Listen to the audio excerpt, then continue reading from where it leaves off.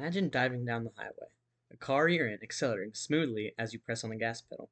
You might not think about what's happening under the hood, but all of this motion is made possible by one of the most remarkable inventions ever, the combustion engine. Engines like these power cars, trucks, and machinery that we rely on every day in the modern world.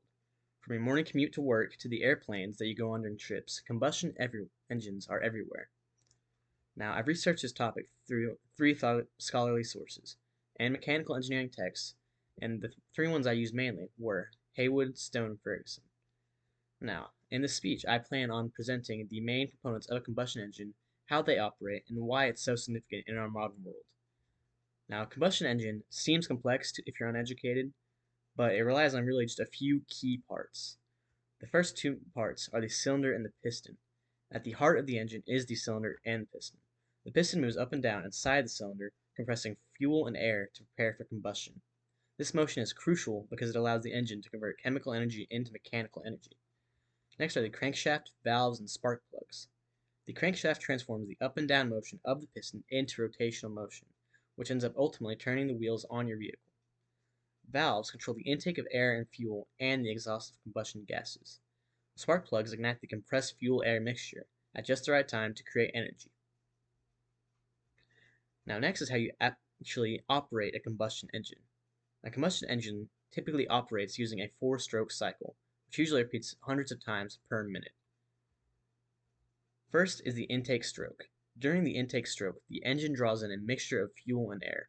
The piston then compresses this mixture, increasing the energy potential.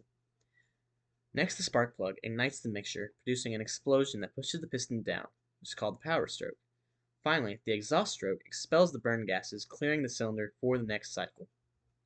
This process converts the chemical energy stored in fuel into mechanical energy, driving your car forward. Each explosion of the fuel-air mixture creates motion that is transferred through the crankshaft, eventually turning your car's wheels or powering machinery. Now, understanding how engines operate help us appreciate their importance in our daily lives. Combustion engines are the backbone of modern transportation. Cars, trucks, and airplanes all depend on them to move people and goods efficiently across cities, countries, and even continents. Engines also drive industrial and agricultural machinery. The power generators that provide electricity, heavy equipment in construction, and tractors that make large-scale farming possible. Without combustion engines, many aspects of modern life would be slower, less efficient, or simply impossible. Now, in this speech, I explored the main components of a combustion engine, how it operates through the 4-stroke cycle, most commonly, and its significance in transportation and industry.